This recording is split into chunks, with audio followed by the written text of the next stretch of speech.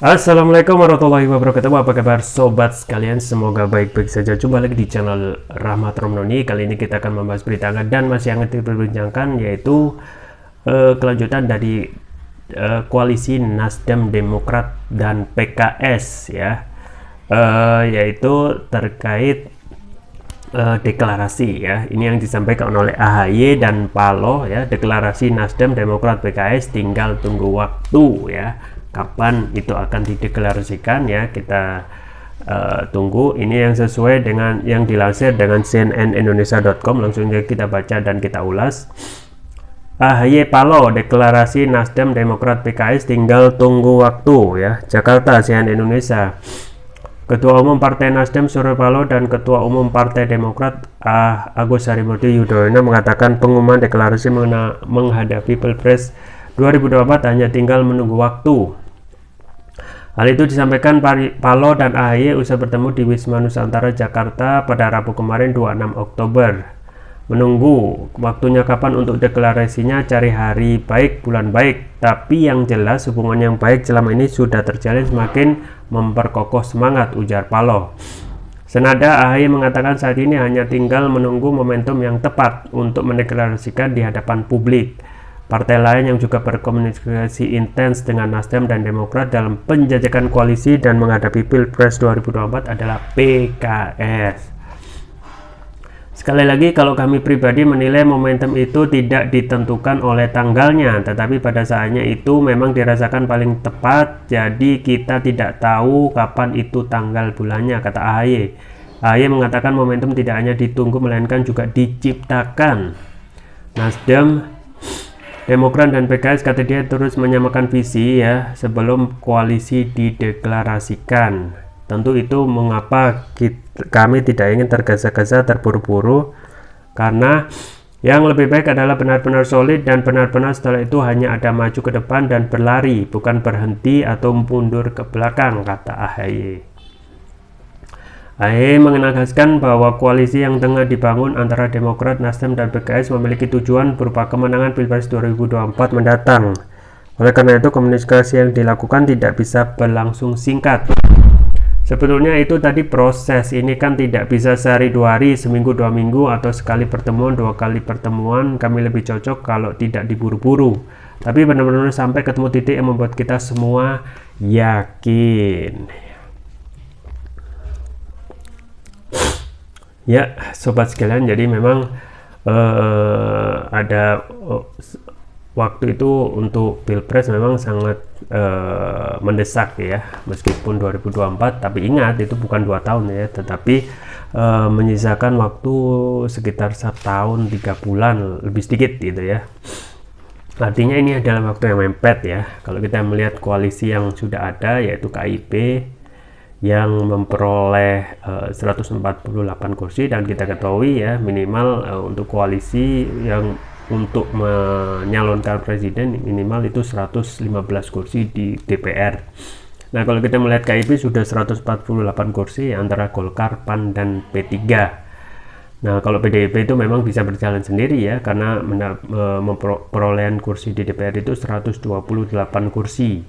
Kalau koalisi Kebangkitan Indonesia Raya itu 136 kursi ya, antara Gerindra dan PKB.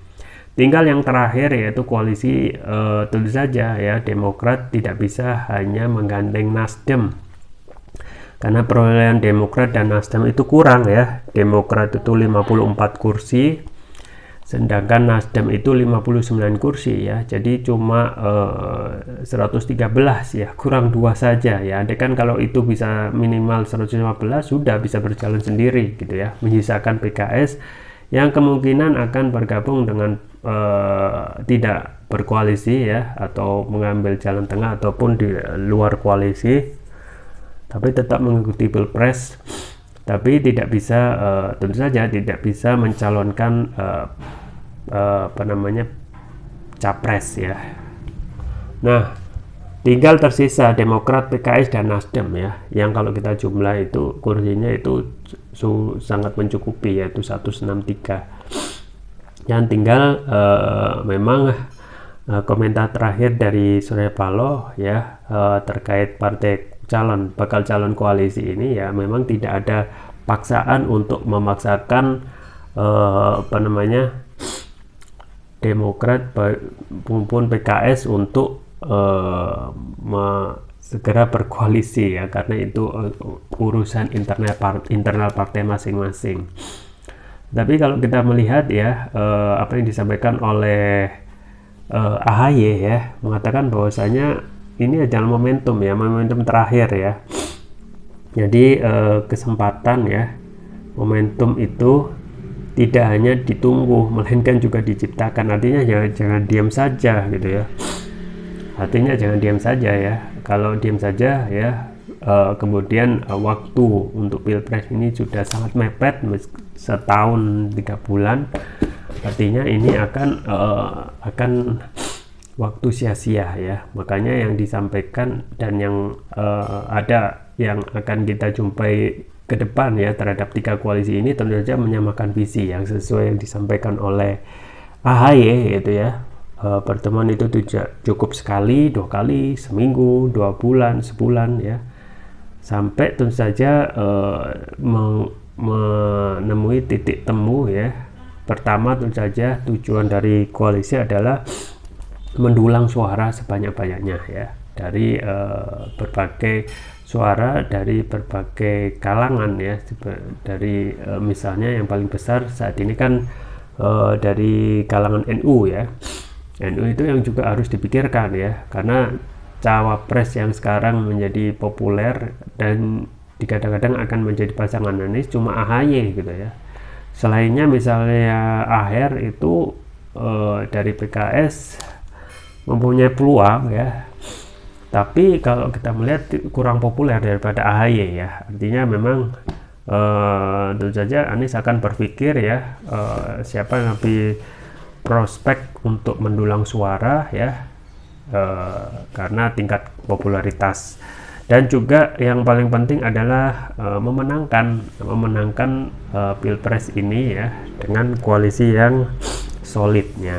Makanya kedepannya kita akan mendapatkan pertemuan-pertemuan juga penyamaan visi yang itu hal yang lumrah dilakukan oleh koalisi ya sebelum untuk mendeklarasikan koalisi ini gitu ya. Koalisi Nasdem NDP ya, Nasdem Demokrat PKS ya. Nah memang apa yang manuver dari AHY itu ya cukup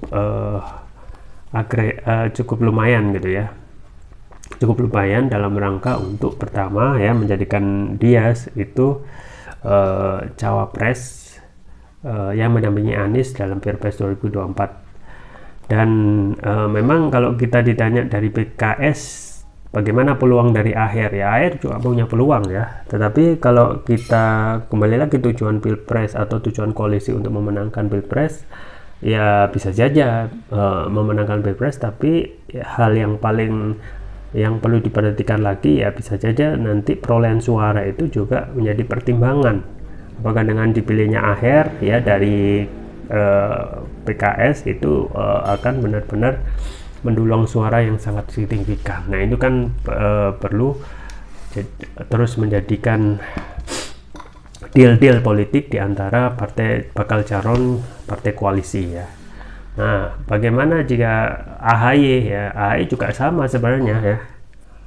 AHY dan Anies itu memiliki ceruk pasar pemilih yang sama ya, dari kalangan yang muda ya, berwawasan yang fresh graduated gitu ya, ataupun juga orang-orang yang modern gitu ya.